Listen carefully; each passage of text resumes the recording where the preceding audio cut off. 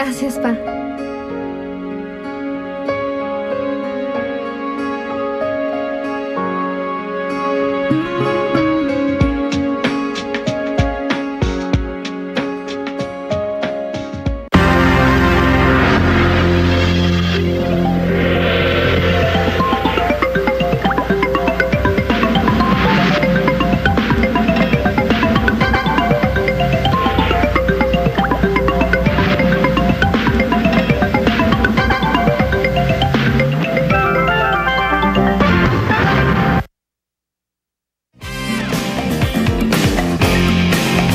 A continuación, Tribuna Política.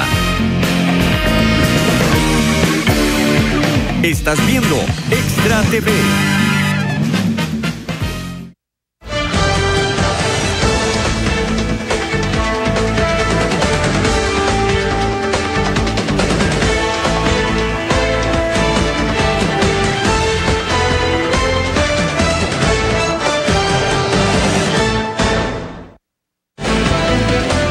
Muy buenos días, queridos amigos del programa Tribuna Política, aquí en Canal 42 y en Radio América 780 AM y en 780 HD. Esta mañana con Rotzai Rosales, nuestro compañero de equipo aquí en los comentarios y en el análisis, y con un invitado muy especial, doctor Edgar Ayales, quien ha sido ministro de Hacienda, alto funcionario internacional y hoy también candidato a la vicepresidencia por el Partido Liberación Nacional, con quien vamos a compartir esta próxima hora. Bienvenido, don Edgar, y bienvenido y buenos días a Rotzai. Buenos días. Buenos días, muchas gracias. Doctor Ayales, ¿cómo ve usted la situación electoral en este momento para el Partido Liberación Nacional? A ver, la situación electoral es un poco confusa de analizar, me parece, en las circunstancias actuales, debido a los otros factores, no sé si se pueden llamarse no electorales, que están sucediendo, ¿no? Entre ellos todo el tema del cemento, que ha desviado de la atención del electorado y ha enfriado, creo yo, un poco el clima político que ya por esta época debería estarse sintiendo. Noto que las campañas están muy frías, los partidos pueden estar guardando recursos para enero o para cuando ya sientan que se ha llegado a algunas decisiones importantes en materia de este tema. Pero por ahora, como cada día surge una nueva noticia importante que cubre todos los medios de comunicación sobre el tema, la atención de la gente está aquí más que en la campaña política. A mí me da mucha pena porque yo quisiera que estuviéramos discutiendo planes y programas, ideas para resolver los problemas tan grandes que tiene este país. Es cierto, y con esto no quiero que se me interprete que no crea que la corrupción es un tema menor. No, es un tema importantísimo. Pero Costa Rica tiene también otros temas importantísimos, ¿no? El desempleo, la pobreza, la desigualdad, etcétera. De esos problemas que menciona para usted y para Liberación Nacional, ¿cuál considera que es el principal problema que debe enfrentar el próximo gobierno? Yo creo que hay una serie de temas que están vinculados. Como economista, uno tiende a decir que el tema fiscal, financiero en general, no solo fiscal, financiero del Estado, ¿no? La solidez financiera del Estado es un tema crítico, porque se pueden hacer los vínculos entre la situación financiera del Estado y su capacidad para abordar otros temas. Pero en ojos de la población, si haces una encuesta, como la de la universidad, ¿no? La del CIEP, en donde se pide a la población que exprese cuáles son sus principales preocupaciones, primero está, ahora es corrupción, pero siempre ha sido seguridad, educación, desempleo, costo de vida, etc. Y lo fiscal sale en 10º lugar, sin darse cuenta que en muchas ocasiones los otros 8 o 9 factores están vinculados con el fiscal. porque es la incapacidad que tiene el gobierno hoy en día, total incapacidad para resolver esos problemas, lo que nos tiene con mala infraestructura, mala calidad en los servicios de educación, mala calidad en los servicios de salud. Entonces, hay una vinculación muy directa. O sea, deberemos resolver los problemas de infraestructura, los problemas fiscales, para darle capacidad al gobierno para que pueda resolver los problemas que aquejan directamente a la población. Usted fue ministro de Hacienda. Sí. Me parece que fue muy buen ministro. Gracias. Y recuerdo que intentó hacer un proyecto de solución, haciendo participar a distintos sectores, organizados y no organizados, que no se logró materializar en ese momento. El próximo presupuesto nacional de la República apenas crece un 3%. Sí. Tiene un 96-97% totalmente comprometido, entre ellos un 46 o 47% en deuda. ¿Qué márgenes ve usted, con la experiencia suya de exministro de Hacienda, en posibilidad también de que Liberación pueda ganar la presidencia de la República, de abordar los problemas importantes que tiene el país y que ustedes también definen como importantes en esa circunstancia? Sí. Son dos temas fundamentales. Uno es la propuesta de una solución, que en efecto, después de que la Corte Constitucional se trajo abajo la reforma tributaria que había planteado la administración Chinchilla, nos dedicamos a trabajar en un diálogo nacional sobre la búsqueda de una solución consensuada al problema financiero del Estado. Y en año y medio logramos un programa que yo creo ha sido el que ha sido la base de casi todas las negociaciones que ha habido desde el 2014 a la fecha, incluyendo un grupo de trabajo que tuvo el Estado de la Nación hace unos 2 o 3 años, cuando el gobierno ya reconsideró el anuncio que hizo en mayo del 2014 de que el problema fiscal no era un tema preocupante, que era manejable. Bueno, después se han hecho varios ejercicios, incluyendo el último acuerdo nacional coordinado por Roberto Artavia. En todos esos, el concepto ha prevalecido, el que presentamos hace 5 años, que ahora también es parecido al que se está presentando en el Congreso. Lo que pasa es que está 3 años y medio tarde, ¿verdad? Entonces, ha habido una pérdida de tiempo costosísima para el país de no haber enfrentado el problema fiscal integralmente hace 3 años y medio. Ahora, dentro de ese problema fiscal hay muchos elementos que podemos conversar después, que es la importancia de que esa solución que se busque sea comprensiva, ¿no? Que toque todos los elementos de ingreso y de gasto y de gobernabilidad fiscal, ¿verdad? Que es muy importante, el buen gobierno, sino también que sea balanceada, que todos los sectores de la sociedad sientan que están contribuyendo de manera equitativa, que sea también gradual, porque este problema no se creó de la noche a la mañana, este problema tiene 20 años, no es de este gobierno ni del anterior, y la solución va a tener que ser gradual, y que sea equitativa, de nuevo, para tratar de corregir algunos problemas que tiene de regresividad del sistema tributario y para parar el deterioro en la inequidad que está sucediendo en Costa Rica, como un único país en América Latina, en donde se deterioran los indicadores de equidad. Bueno, todo eso es un tema importantísimo que va a ser el tema central de discusión. Dentro de todos esos problemas hay uno, digamos, en el gasto público, que se llama presupuesto de la República, que yo hice una manifestación hace unos días que fue un poco dura, pero no encontré otra palabra. Me parece que hemos perdido completamente un instrumento financiero y de política fiscal importantísimo, como es el presupuesto de la República, para hacer política fiscal. Se ha hecho un desastre. Realmente, y las 2 veces que yo fui al Congreso a presentar presupuestos de la República, se lo advertí a los diputados.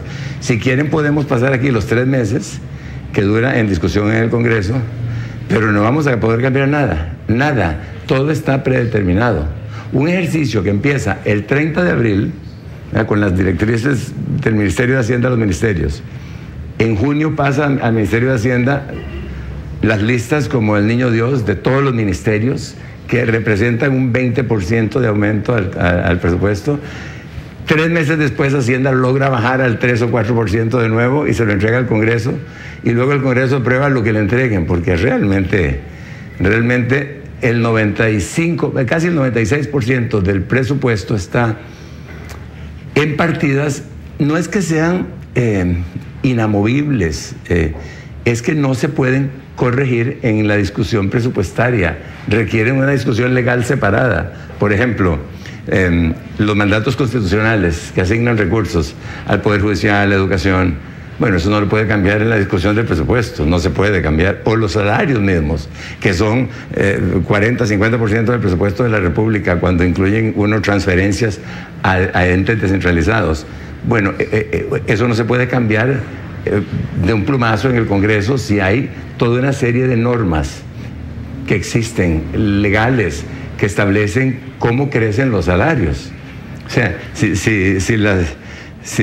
una institución tiene anualidades del 5% y costo de vida del 2% y otros pluses salariales que hacen que el aumento en la planilla sea del 7-8%, eso no lo puede quitar en la discusión presupuestaria. Sería ilegal quitarlo. Permítame la interrupción, perdón. Sí, claro. Parece que este es el panorama, independientemente del partido que gane o de la fórmula presidencial que llegue. Por supuesto. En febrero, en mayo, en este caso, ¿verdad? A la presidencia. Va a ser la situación de cualquier partido y cualquier fórmula presidencial que enfrente esa situación. Máxime que, como hemos discutido acá, a la luz del presupuesto también, llega con el presupuesto aprobado este año. Sí, claro. O sea, el primer año se dedica básicamente a ejecutar lo que ya fue aprobado, no en su gobierno, sino en este en curso. ¿Qué se puede hacer de diferente? ¿Qué podría Liberación Nacional, en el caso de la opción que usted representa, cambiar o hacer diferente en virtud de esa condición objetiva que es igual para todos, claro, para todas las formas? Sí. Siguiendo las líneas Rotzai, le hago una pregunta y vamos a hacer un pequeño corte comercial para que la piense. Cuando viene el segundo año del gobierno, el primero va con el presupuesto de este gobierno, todo el 2018. Sí. Pero en el 2018, cuando entra el presupuesto del 2019, el ministerio, ¿qué posibilidades tiene de influir en el presupuesto nacional de la República del año siguiente, 2019 en este caso, para hacer allí alguna expresión presupuestaria de las ofertas de campaña electoral? Vamos a ir a un corte y regresamos.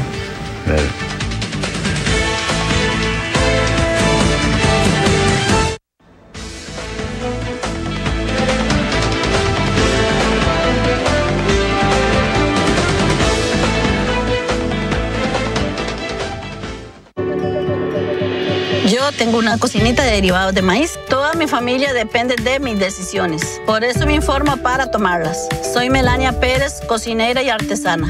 Este 4 de febrero tengo que tomar una decisión muy importante, votar. Y no se toma a la ligera. Por eso me informo.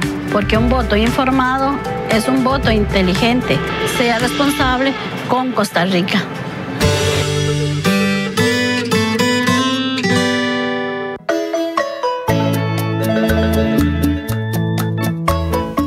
Juventud Dorada, sábados a las 11 de la mañana, con repetición los domingos a las 11 de la noche.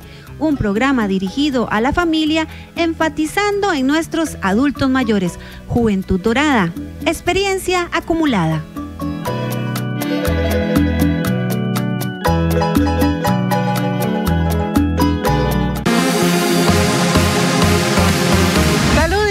Es un programa dedicado a la familia costarricense donde hablamos de salud, educación y finanzas. Yo soy Helen Solano. Y yo, el Dr. Fung. Véannos todos los martes y jueves a las 5 de la tarde. Los esperamos por Extra TV. Síguenos en las redes sociales y entérate de lo último del acontecer nacional e internacional. En Facebook, Extra TV 42. En la web, www.extratv42.com. En Twitter, Extra TV. Y en el canal de YouTube, Extra TV. 24 horas informando al mundo.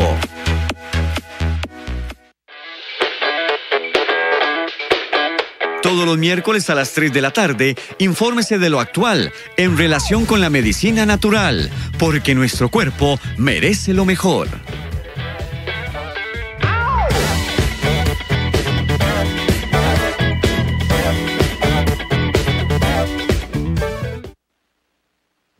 De acuerdo. ¿Estás lista? Hazlo como te enseñé. Ajá, Pisa el clutch. sí. Pon la primera suavemente. Bueno. Bueno. Muy bien. Hija, mira hacia acá. Hacia acá. Acelera un poco más. ¡No!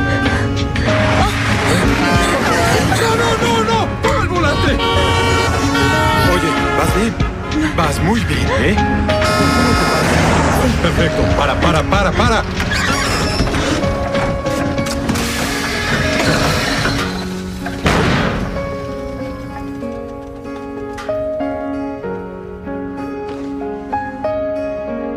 Gracias, pa.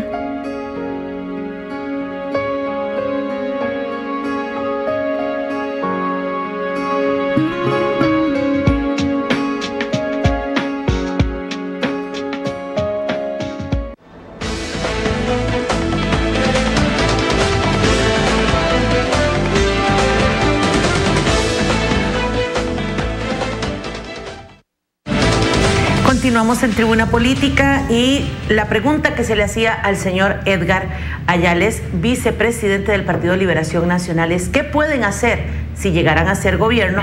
Donde ya hemos platicado en diferentes ocasiones en este espacio que lo que queda es un 4% en realidad del presupuesto aprobado para que puedan trabajar, y vamos un poquito más allá. Después de ese año, ¿cómo mejorar esa situación y hacia dónde van? Claro. Bueno, hay que aclarar primero que ese 96% que se le dice inflexible es porque hay una serie de mandatos constitucionales, leyes con destino específico, salarios, pensiones y transferencias y servicio de la deuda, que son todos temas complejos porque sí están vinculados a leyes, ¿ah? Y no es que no se puedan cambiar. Lo que no se puede hacer es tratar de cambiarlo durante el proceso de la discusión presupuestaria en el Congreso. Entonces, un proceso que se inicia en abril, pasa 3 meses en Hacienda, 3 meses con los ministerios, 3 meses en Hacienda y 3 meses en el Congreso, termina aprobándose lo que el Ministerio de Hacienda proponga, porque ese 4% que queda incluye inversión pública y todos los otros gastos, agua, luz y teléfono, o sea, para mantener la casa. Obviamente, en esas circunstancias, si uno no toma decisiones de política, no puede modificar eso. Uno no puede modificar las partidas presupuestarias sin que haya cambios de política por detrás. O sea, yo no puedo bajar la partida dedicada a salarios si no emito una directriz cambiando la política salarial y los denominados pluses salariales, los beneficios salariales. Yo no puedo cambiar las transferencias, el monto que tienen transferencias a los diferentes entes, ¿no? A las universidades, a Dinamo, al DINA, hay docenas de transferencias, si antes no tomo decisiones, algunas de ellas legales, otras administrativas, pero deben tomarse antes de la discusión presupuestaria. Como no se tocan esas decisiones, se llega a esa situación de que el gobierno entrante recibe un presupuesto que está absolutamente predeterminado y no puede hacer nada. Es más, en esta oportunidad se hizo algo que me parece muy inapropiado, fue que por querer presentar un presupuesto con un aumento muy bajo, a pesar de que había unas partidas que suben mucho, como la de los salarios, las transferencias y las pensiones, se cortaron partidas que van a tener que restablecerse en junio del próximo año. ¿Cómo cuáles, don? Muchas partidas. Hay una lista de 200, 300 partidas que fueron cortadas. Hay ministerios que se han quejado que se les quitó, se les financia solo el primer semestre. Inversión pública se bajó dramáticamente. Todo el desarrollo de la infraestructura solo tiene un crecimiento del 3%. Bueno, de una base bajísima. Entonces, ¿qué es lo que va a pasar? Que el gobierno entrante lo único que puede hacer con este presupuesto es ponerle curitas, ¿no? Aumentar la inversión pública, restablecer los montos que le quitaron algunas partidas para que puedan funcionar algunos ministerios. Pero es muy poco ya lo que se puede hacer. Lo que tiene que hacer el gobierno es, como el proceso presupuestario comienza en abril. En abril el ministro de Hacienda tiene que emitir las directrices presupuestarias. Es decir, empieza con el ministro que está saliendo. Exactamente. Sí, que es un poco irónico, pero en mi caso yo le consulté las directrices presupuestarias a don Helio Fallas, al entonces designado ministro de Hacienda, y le enseñé la carta y él estuvo de acuerdo. Eran unas directrices generales sobre endeudamiento, incremento de precios, etcétera, para darles instrucciones a los ministerios para que elaboren sus presupuestos. Pero luego cuando los ministerios, que toman 3 meses, le entregan a Hacienda sus borradores, Hacienda tiene la absoluta potestad para modificar lo que quiera y como quiera. El problema es que llegamos a lo mismo. Si no se han tomado decisiones de política antes, va a ser muy difícil hacerlo. Entonces, al gobierno, lo que le corresponde al próximo gobierno es que el 8 de mayo va a tener que tomar decisiones importantísimas con respecto a salarios, pensiones, transferencias a todas las agencias descentralizadas, a todas las unidades presupuestarias, y otras partidas. Tiene que tomar decisiones, algunas de ellas tendrá que llevarlas al Congreso, otras las puede tomar administrativamente. Si quiere que el presupuesto que presente a la Asamblea en septiembre del próximo año tenga algún sentido y deje margen para implementar la política. Mi comentario inicial fue, y se lo dije a los diputados cuando yo llegué a presentar los 2 presupuestos que presenté, es lamentable que Costa Rica haya perdido un instrumento tan importante de política fiscal como es el presupuesto de la República, por su inflexibilidad y su falta de utilidad. Tenemos que retomar eso. Parece que tenemos, don Edgar, como 25 años de estar llorando sobre la leche derramada. Correcto. Sobre este tema de presupuesto todos los años se dice exactamente lo mismo. Desde que yo tengo memoria se dice que es inflexible, se dice que en realidad la ejecución real andará no más allá del 7%, etcétera, y que el gobierno que entra está amarrado. En fin, parece que la lamentación y llorar sobre la leche derramada, como decimos en el pueblo, es como la norma. Por eso nuestra preocupación de ver qué diferente proponen en virtud de esas urgencias que no se han resuelto y que pareciera más bien se acumulan año con año, gobierno con gobierno, que de diferente podríamos tener de una propuesta de liberación nacional frente a esa situación. Usted está diciendo ya algunas muy puntuales, son directrices que vienen a salvar del ahogado el sombrero, para utilizar también otro dicho popular, y solo para el primer año. Pero ya después supondría una reforma que, y ahí es donde viene mi pregunta, dependiendo de los distintos sectores y actores sociales, ven, no en el diagnóstico, una diferencia, que me parece que en el diagnóstico prácticamente todo el mundo está de acuerdo.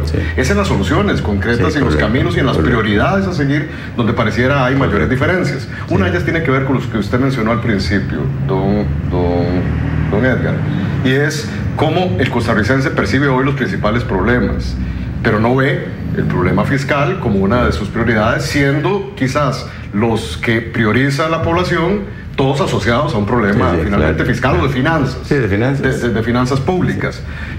En ese sentido, don Edgar, a mí también no me parece menor los argumentos, las posiciones que han dicho que justamente el principal problema que hoy percibe la ciudadanía, que es el de corrupción y o problemas asociados a ellas como la evasión o la elusión, representan un porcentaje importante de ese problema llamado déficit fiscal y problemas en las finanzas públicas. Y no obstante eso, pareciera no se discute, don Edgar, que en ese tema puntual de cuánto representa ciertamente el impacto de la corrupción y estos otros problemas asociados, repito, elusión y evasión, ¿cómo lo pretenden resolver ustedes? Claro. Sí, bueno, estamos hablando de 2 temas, ¿verdad? Primero, concluyendo el primer tema, que es el presupuesto. Y luego el otro es muy, muy importante porque entra dentro de lo que yo les dije al inicio, de lo que sería la política financiera. Una política, que ya tiene que ver con cómo mejorar la recaudación, controlar el gasto, etcétera. En cuanto al presupuesto, el grave error que ha tenido Costa Rica es que no se ha hecho un presupuesto por programas, sino por partidas económicas. Entonces, los ministerios toman el presupuesto del año anterior, le añaden un 4, 5, 6% a sus salarios y se acabó el margen. Es más, exceden el margen que les da el Ministerio de Hacienda. porque no hay presupuestación por programas que permita darle seguimiento a la ejecución de programas y que pueda haber una rendición de cuentas. Por ejemplo, algo muy sencillo. Yo tengo un programa en el CONAVI que es kilómetros de carreteras y le asigno un presupuesto a los kilómetros de carreteras y yo tengo que asignarle a CONAVI criterios de cumplimiento trimestrales y sus desembolsos irán vinculados a los kilómetros de carreteras que pueda hacer CONAVI. Eso lo podemos hacer con cualquier ministerio hoy en día. Yo intenté hacerlo en el año que entregué el presupuesto del 2014 y presentamos como 7, 8 ejemplos. El CONAVI era bueno. Y al final se abandonaron todos. Se abandonaron todos porque los ministerios obviamente sabotean eso. Tiene que haber un liderazgo muy fuerte para que el Poder Ejecutivo, el gobierno, el presidente pueda establecer, y el ministro de Hacienda en este caso, puede establecer criterios de cumplimiento a muchos niveles. Hay unos que no se pueden, pero muchos sí. El nivel de atención en el PANI, en el INAMU, uno debería poder cuantificar con los recursos que se asignan qué es el trabajo que se da y qué es el resultado que se espera, y poder decir, bueno, los recursos que se les dan van a ir relacionados directamente con el producto que genera en cada trimestre. Y así nos evitamos el problema horrible que hay y que la Contralora se queja de nuevo todos los años, desde hace 20 años, de que Costa Rica tiene una subejecución del presupuesto del 20%, porque no se hacen las cosas. Al final, sobran recursos en el IMAS. Dice uno, o en el INA. En el INA, digo, mire, no puede ser que sobren recursos en el INA, no puede ser si tenemos debilidades inmensas en la educación técnica en las provincias costeras, y le sobra dinero en el INA porque no hay criterios de cumplimiento. Don Edgar, pero a eso hay algo que a mí me molesta más, y quizás es por lo que vivimos todos los días, y es el hecho de que en el Ministerio de Obras Públicas y Transportes y Costa Rica como tal esté endeudada como está, con préstamos X que están guardados y que supuestamente son para infraestructura y no se usen, y estén ahí y el país esté pagando y pagando. Correcto, o sea, señores, esto es así. Ya sabemos que el país está como dicen nuestros abuelos, estamos trabajando hoy para comer antier, y lamentablemente se sigue endeudando el país, se siguen adquiriendo préstamos para tenerlos guardados, durmiendo el sueño de los justos ante la necesidad. Y aquí quiero hacer un paréntesis y decir, y yo ya lo dije, lo voy a decir públicamente, gracias a Dios les está pasando a los que están postulando su nombre para llegar al poder, a gobernar este país. ¿Para qué? Para ver si acaso lo sienten en carne propia y cuando llegan al poder hacen algo, señores. Doña Vicky Rosa hasta ahorita está llegando, y no porque la señora saliera tarde de su casa, sino porque estamos presos en las presas y la infraestructura es un fiasco, y aquí nos está llevando la trampa a todos. Vamos a la pausa y ya volvemos.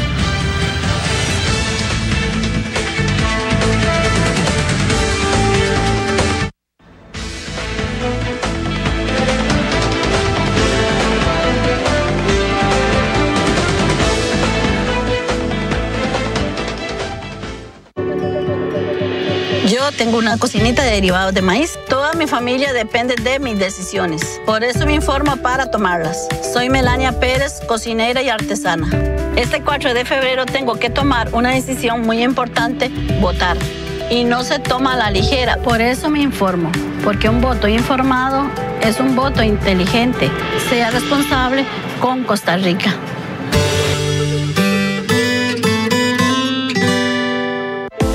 De lunes a sábado, en diferentes horarios, disfruta de Vida y Salud. Consejos, testimonios y mucho más. Vida y Salud por Extra TV.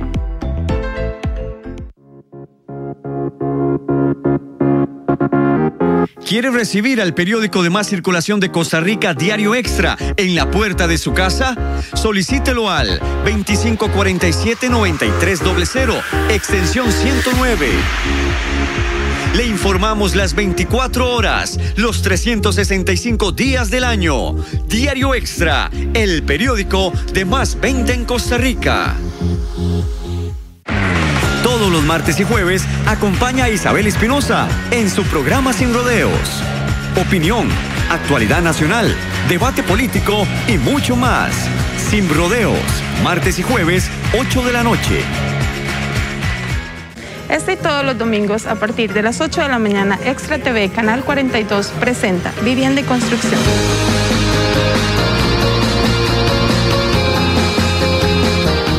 Un programa que está marcando la diferencia en nuestra vida.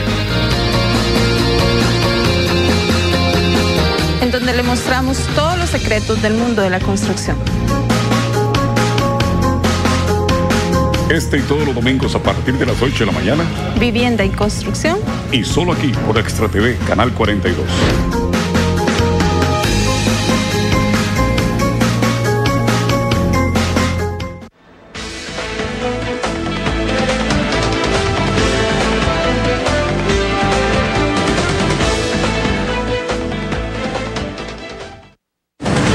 Muy bien, continuamos en Tribuna Política, ya en compañía, se nos une doña Vicky Ross, Victoria Gamboa Ross, más conocida como Vicky Ross. Exactamente. Doña Vicky, quisiéramos, ya vamos a retomar el tema con don Edgar, porque sí me interesa, y yo creo que a todos los costarricenses nos interesa saber, en caso de que ustedes llegaran a ser gobierno, ¿cómo y cuál es la propuesta para solucionar el problema que estamos viviendo de infraestructura? Que yo creo que a cada uno se los preguntamos por la necesidad imperiosa, y que usted como costarricense pueda conocer no solo la situación que vive el país con el tema del cemento, la situación que vive el país en problemas de salud. O sea, Costa Rica tiene muchas cosas: el desempleo, el alto costo de la vida y toda esta serie de la inseguridad, señores, que ya se nos suma como a ir repuntando los primeros lugares como una problemática nacional. Es lamentable, y por eso nos enfocamos a cada uno, les vamos haciendo preguntas, quizás en mi caso un poco similares, procurando que ustedes tengan una respuesta, puedan hacer comparaciones y efectivamente puedan informarse y decir, si yo voto por esta persona es porque va a procurar o va a ayudar en estos y estos puntos en específico, ¿verdad? Entonces, para que quede claro. Pero nosotros, en el caso de doña Vicky Ross, y ya que se nos está uniendo un poquito, ¿cuál es su propuesta? Darle el espacio a usted para que las personas le conozcan, y en cuanto a los aportes que usted haría a un futuro gobierno, en la línea suya, que se le conoce como una mujer que ha luchado por la lucha contra el cáncer, el apoyo hacia la mujer, un poco más que todo como lo social es lo que hemos conocido. ¿Hacia dónde va doña Vicky? Para añadirle. Adelante, don. Como vicepresidenta, que puede llegar a ser, ¿cuál sería el área que le tocaría a usted atender? Me imagino que don Edgar va lo que llaman el sector económico, usted el sector social. ¿Cuáles son sus propuestas y planes en esa dirección? Lamentablemente no, y por dicha no yo, las dificultades que hay de presupuesto para el próximo año, pero de todas maneras, ¿cuál es el sueño? Esas prioridades. Principalmente lo social, hacer una coordinación de lo social, pero don Edgar y yo creo que hemos hecho un engranaje maravilloso, porque pensamos lo económico y lo social no disociado, como muchas veces se ha visto, ¿verdad? Y lo económico por un lado y lo social por el otro, sino como don Edgar me lo había mencionado hace unos días, como dos motores del mismo avión, y una política pública que se desarrolle de manera conjunta y que vuelva a poner a las personas en el centro de la política pública. O sea, lo importante y el propósito último de estar en esto es que la gente pueda vivir mejor y pueda vivir más dignamente. ¿Y cómo articulamos la política pública en general con lo económico y con lo social, además de infraestructura y un montón de otras áreas, para que verdaderamente le cumplamos a la gente con la promesa de estar mejor todos los días? Por supuesto que en la parte social y con las limitaciones presupuestarias que ya mencionó don Edgar, va a haber muchas limitaciones, pero por ejemplo, toda la red de cuidado, retomarla y volverla a remozar, incluyéndole algunos factores importantes, como por ejemplo el componente de cuidado en casa, que creo que va a ayudar muchísimo a incorporar a las mujeres a la fuerza laboral. Ahorita hay una brecha importante de las mujeres en términos de desempleo, creo que duplica y casi triplica los índices generales de desempleo, así que hay hay brechas importantes que atender y bueno, eso va a ayudar en general a dinamizar la economía. Por otro lado, la educación también, todavía tenemos índices altísimos de exclusión y de deserción estudiantil. Creo que anda el último dato que vi por alrededor del 50%. Conocemos que la única vacuna contra la pobreza extrema, y eso no lo dice la ciencia, es la educación. Alguien que se gradúe de bachiller está prácticamente vacunado contra la pobreza extrema y ahí tenemos trabajo que hacer. En términos de infraestructura, por ejemplo, vimos en estos días el caso del préstamo del PIB, que se dejó pasar una gran oportunidad con la construcción de centros educativos que son necesarios. También en la atención de salud tenemos un retraso importante. Yo creo que también ahí hay ejes transversales como transparentar la acción pública a través de la inclusión de herramientas tecnológicas, que se venía haciendo un trabajo importante, pero bueno, hay que meterle más a eso también. Definitivamente, sí, señor. A mí me llama la atención, estamos tratando de imprimirle, me parece necesario, una racionalidad que no tiene esta campaña. Así empezó Vladimir preguntando sobre el clima general de la campaña política actual, en la situación en la que está no solo el Partido de Liberación Nacional, sino todos los partidos del sistema, en el que pareciera todo transcurre en virtud de emociones, y emociones frente al caso del cemento y la corrupción, emociones frente al tema del presupuesto también, donde se ha discutido algunas veces de manera, a mi juicio, ligera e irresponsable también, si bajarle al 50% a una partida específica para cubrirlo de la deuda política, por ejemplo, para que esto sea trasladado para la atención del huracán. En fin, se han hecho una gran cantidad o por lo menos se han expuesto una gran cantidad de posiciones que a mi juicio responden más a la emotividad del momento, valga la redundancia, del clima electoral, y las propuestas específicas que pareciera, por lo menos algunos ciudadanas y ciudadanos estamos interesados, no aparecen. Más de la mitad de los partidos políticos hoy, que es que casi el 1 de diciembre ya, más de la mitad de los partidos, y de ellos los más importantes, por lo menos en términos electorales, no han presentado su plan de gobierno, no han presentado una propuesta específica y puntual. Solo 4 partidos. Bueno, imagínense, o sea, la tercera parte, ¿verdad? La tercera parte solamente ha presentado, y 2 terceras partes parecieran no importarles estos temas. Lo digo no para bajar ánimos, sino para llamar la atención de dónde estaríamos, tendríamos que tener hoy los ciudadanos puestos la atención y no en los otros temas. Lamentablemente no nos han podido responder a la pregunta de la corrupción. ¿Cuánto representa en términos generales el impacto en las finanzas públicas hoy la corrupción, la elusión y la evasión? Problemas que usted también, siendo ministro de Hacienda, don Edgar, había diagnosticado y había generado alguna propuesta, y sobre la cual tampoco se ha hecho nada. Y toda la pregunta, vuelvo al tema, ¿qué de diferente se podría ofrecer ahora en un contexto, perdón también que lo ponga así de manifiesto, en el que estamos trayendo a tribuna política a las candidaturas a las vicepresidencias, pero que a mí, en lo personal, me genera una inmensa duda, y me imagino que ustedes más, como candidatos a esos puestos? ¿Qué representa ser vicepresidente en este país desde hace muchos años? Y lo cierto es que ser vicepresidente o vicepresidenta está amarrado literalmente a lo que, perdónenme la expresión, quiera y decida el presidente. Y tenemos 2 ejemplos extremos, muy recientes.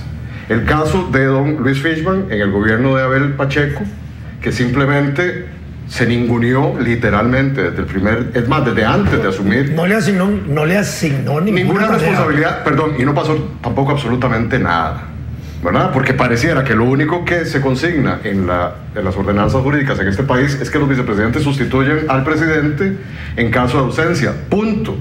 A partir de ahí va a depender del carácter o de la visión estratégica o no que tenga el presidente para asignarle funciones. En el otro extremo tenemos a don Luis Lieberman, que prácticamente fue el presidente a la sombra, digámoslo así, de un gobierno de liberación recién pasado. Entonces tenemos casos extremos. Va a depender de los humores o de las debilidades que tenga el presidente, la asignación de responsabilidades concretas y que ustedes puedan asumir. Está en esa condición y en esa disposición el Partido de Liberación Nacional para que los vicepresidentes, la vicepresidenta y el vicepresidente, en la eventualidad de que ganaran las elecciones, pudieran asumir y pudieran consecuentemente ejecutar toda esa carta de intenciones que ustedes tienen, ¿sí o no? A ver, don Edgar. ¿Se podría considerar a los vicepresidentes con el presidente en un triunvirato? Como actores importantes, porque si no depende del presidente si decide si quieren ese papel o no. No, y es que yo voy a decir, es que se lo ponen muy fácil. Al vicepresidente por lo general le dicen, usted va para Hacienda, y le dan el premio consolación. No, ¿verdad? no es así. O sea, es que la mayoría de las veces le dicen, usted va para acá o usted va para allá. Y entonces... Cuando quieren darle pelota. Cuando les quieren dar, a eso voy, cuando les quieren dar pelota si los está pasan. capacitado para ir a Hacienda. Exactamente, sí. Y si no, también lo ponen, don Vladimir. No, por favor. Algunos les dan como el premiecito de consolación, gracias por su participación, y los ubican en un puestico como para sacarlos de casa presidencial para que no haga sombra. No sé si eso es un premio. Sí, no el castigo. Pero no, yo quiero comentar sobre eso porque yo no creo que yo estuviera aquí si no tuviera muy claro el rol que voy a tener.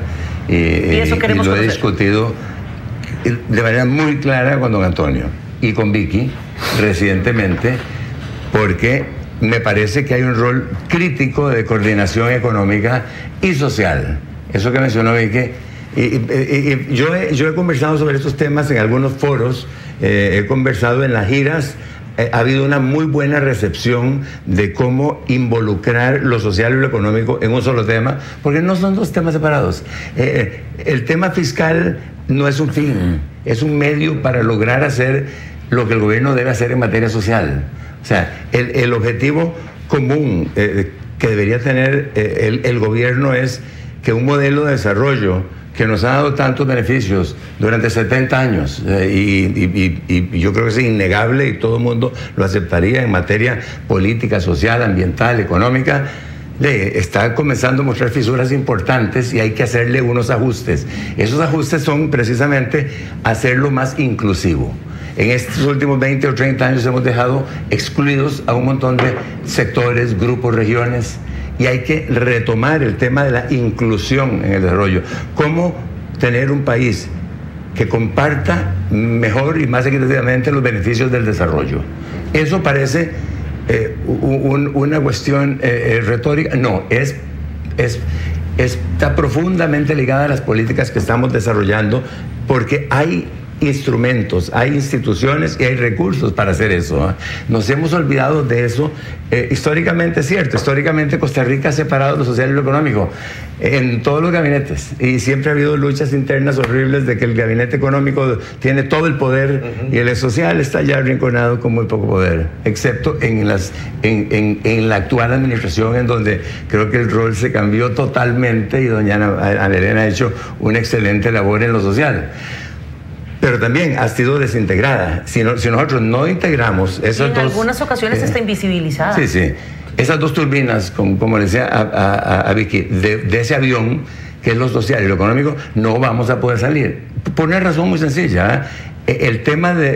Los temas centrales en Costa Rica no son el déficit fiscal en la percepción de la gente, es el desempleo, la desigualdad y la pobreza. Y eso se ataca económicamente, no socialmente. No lo atacas dándole más plata a los programas de asistencia social, solo para bajar el indicador de pobreza a 1%, y el próximo año, que ya está el gobierno medio quebrado, van a subir los indicadores de pobreza, y en el ínterin se te deterioró la infraestructura y la seguridad. Bueno, esa no es una solución, claramente. Tenés que entrarle al problema, a la solución integral del problema de desempleo, pobreza y desigualdad vía eso, educación y empleabilidad de la gente. Y hay evidencia, es lo que les comentaba ahora. O sea, el nuevo paradigma es, y en todas las economías desarrolladas, es basar las decisiones en evidencia y no en cálculo político o improvisación no. Hay evidencia empírica que te dice, y te pongo un ejemplo, después podemos hablar de otros, un ejemplo muy claro. La ENAJO, porque tenemos muy buenas estadísticas, ¿verdad? El indicador, el índice multidimensional de pobreza, la ENAJO, la de la universidad, hay mucha estadística. Una de ellas, la ENAJO, te dice que el 90% de las familias pobres de Guanacaste, que vengo de un par de giras en Guanacaste, son lideradas por mujeres en condición de altísima vulnerabilidad. Eso es un hecho. ¿Dónde está el programa para atacar eso? No hay. Más bien, si hay algo, no sé si ha debilitado o no, hay una discusión.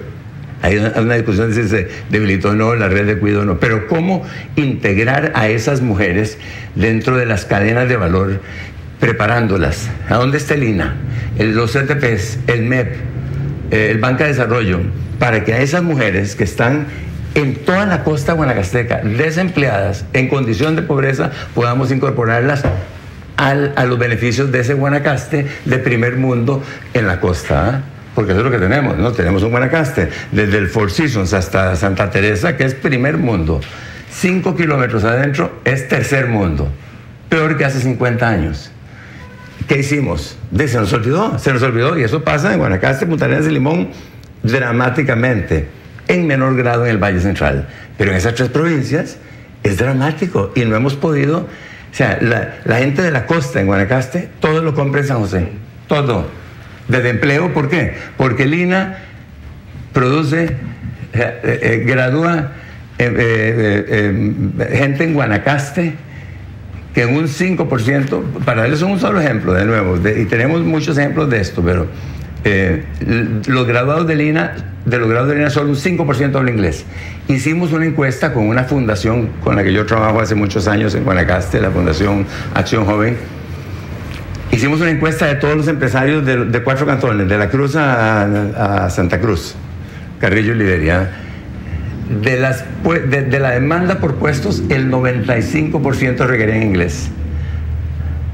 Y el INA produce un 5%. Entonces, salió un estudio hace un mes, ¿verdad?, de la OIT, famoso estudio que salió en 2 páginas en el periódico, diciendo que el 60 y tanto % de la gente del INA no se puede colocar. Y entrevistan al presidente ejecutivo, bueno, literalmente así, y lo cito, dice, cuando le preguntaron que si conocían la razón, dijo, no tengo idea, vamos a investigarlo. Cuando le preguntaron que por qué la gente del INA no era empleable, por Dios, digo, que por Dios. Ese es el problema de Costa Rica. Nosotros tenemos las instituciones. Era el presidente, Lira. Imagínate. Tenemos las instituciones, tenemos los recursos. Lo que no tenemos son esos planes concretos. Y bueno, nosotros ahora sí tenemos planes concretos para entrarle a eso. Este ejemplo que te puse de las mujeres, te puedo dar 10 ejemplos. Con los jóvenes que desertan en Guanacaste, la deserción estudiantil en el 10º año es de un 60%. Porque no hemos podido, y la Fundación trabaja en tratar de vincular esos muchachos con una fuente de trabajo para poder mantenerlos en la escuela y que trabajen unas horas. No se imaginan los problemas que nos ponen el INA y el MEP para ajustar los horarios. Entonces, es una cuestión de querer hacer las cosas. Administrar, es gestión. Doña Vicky, en su caso. Bueno, eso precisamente que dice don Edgar, cómo articular las cosas, y yo creo que algo que mencionó don Edgar tiene mucha razón. Se ha avanzado en este gobierno con el Consejo Presidencial Social, que ha hecho una gran cosa en tratar de articular los miles de programas. Parece a veces que tuviéramos una estructura de Estado, que no se habla una institución con la otra, y esa coordinación interinstitucional, sobre todo también para hacer un uso eficiente de los presupuestos y atacar verdaderamente los problemas, es súper necesario. Y es cierto, también tenemos un problema en la ruralidad, que hemos enfocado en todo el crecimiento, todo el desarrollo. En el área metropolitana, la ruralidad está con problemas enormes de desempleo, de oportunidades, están mal enfocados los programas, las políticas sociales, las ofertas de las universidades públicas. No estamos generando desarrollo en zonas que deberían ser fuente de riqueza natural para nuestro país. Doña Vicky y don Edgar han mencionado, me parece, y coinciden en plantearnos un panorama que lo hemos hablado también en este programa, de una Costa Rica que finalmente no es una Costa Rica, hay muchas Costa Ricas. Está la Costa Rica rural, está la Costa Rica Valle Centralina, pero también está la Costa Rica de lo social, que es vista con desdén como un gasto y como un costo para las finanzas públicas, y está la Costa Rica del primer mundo, la de COMEX, ¿verdad? O la de los ministerios más importantes, a los que realmente se les da pelota, como decimos, y presupuesto, y que finalmente son los que deciden cómo va a transcurrir toda la política nacional a lo largo de 4 años. Entonces, me alegra saber que por lo menos hay un diagnóstico de que hay varias Costa Ricas y que el problema principal quizás en este momento para el país es la desigualdad, la inequidad. Y pareciera que también en los diagnósticos nos estamos poniendo de acuerdo, pero no en las soluciones. Usted mencionó, don Edgar, al principio del programa que aquí hubo un acuerdo importante logrado con la coordinación de don Roberto Artavia y de Miguel Gutiérrez Axe, que se llamó el Acuerdo Nacional para la Costa Rica del nuevo siglo bicentenario, y muy puntualmente y sin apelativos más que este que voy a mencionar, se dijo cuál era la reforma fiscal importante, que era una reforma que necesitara ser, ante todo, progresista. Eso significa que tenemos hoy una Costa Rica que grava más a los pobres y premia a los que concentran la riqueza. Entonces, en ese estado, y con esto concluyo, de una Costa Rica que no es una Costa Rica, sino es una Costa Rica, digámoslo en términos generales, para los ricos, y otra Costa Rica para la marginalidad y los excluidos, en esa circunstancia nos encontramos que deberíamos tener por lo menos un Estado estratégico que pensara en soluciones para todos. No obstante, aquí, en uno de los debates de tribuna, don Antonio Álvarez de Sante dijo que el Estado, literalmente, abril de este año, el Estado estaba para servir a la iniciativa privada. ¿Es ese el modelo de desarrollo que ustedes suscriben también? Creo que nos vamos a tener que quedar pendientes y retomar la conversación en otro momento. Ojalá. Se nos fue el tiempo. Don Edgar, muchísimas gracias. Doña Vicky, muchas gracias. Don Vladimir, nuestro agradecimiento. Y don Rotzai, esperarles el día de mañana. Mañana nos estarán acompañando la fórmula de la vicepresidencia del Partido Republicano Social Cristiano. Así es que cordialmente invitados a partir de las 7 de la mañana. Que tengan un lindo día. Buenos días.